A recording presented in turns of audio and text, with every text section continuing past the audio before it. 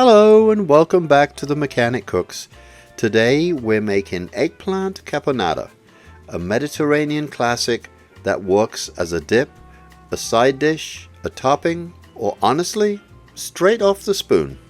Don't forget to subscribe and check out themechaniccooks.com. The link and ingredients list are in the description. So, let's get started. We'll start with one large eggplant, and here's an important step. Cube it and soak it in salted water for about 30 minutes. The salt triggers osmosis, pulling water out of the cells and reducing internal moisture. That does two things. It removes any lingering bitterness and allows the eggplant to caramelize properly in the pan instead of releasing steam and turning soggy. Next, let's prep our tomatoes. We're using about 1 cup of fresh diced tomatoes. Blanch them for 30 seconds, peel off the skin, remove the cores and dice them. Set them aside. Fresh tomatoes make a huge difference here.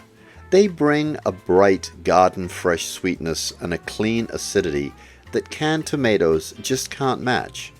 And once they're blanched and peeled, they break down into a silky, almost jammy texture that melts into the caponata instead of leaving behind tough skins or that heavier processed taste.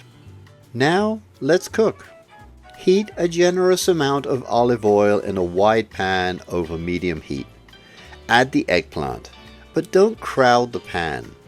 Crowding traps steam, and we want golden brown, lightly caramelized cubes, so work in batches.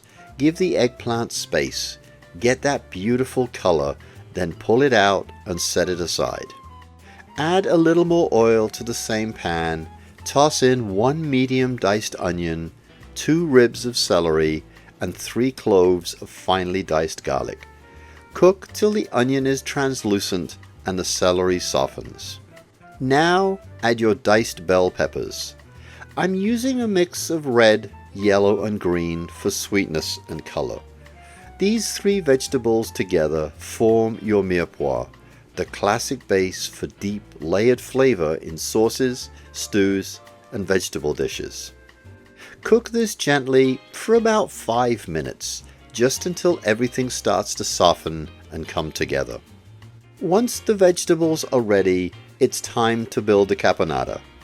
Add the eggplant back into the pan along with the cilantro and the olives. Now for the sweet and tangy backbone of the dish. In a small bowl, stir together 2 tablespoons of white vinegar and 1 tablespoon of sugar until dissolved.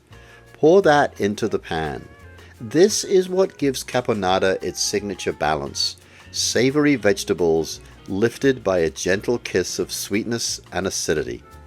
Next, add the tomatoes. Fold them in and finish with your herbs.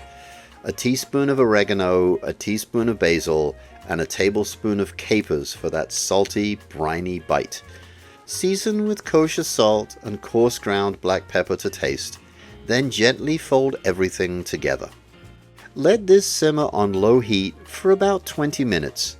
You'll see the eggplant soften, the tomatoes melt down, and all the flavors marry into something silky, rich, tangy, and absolutely addictive.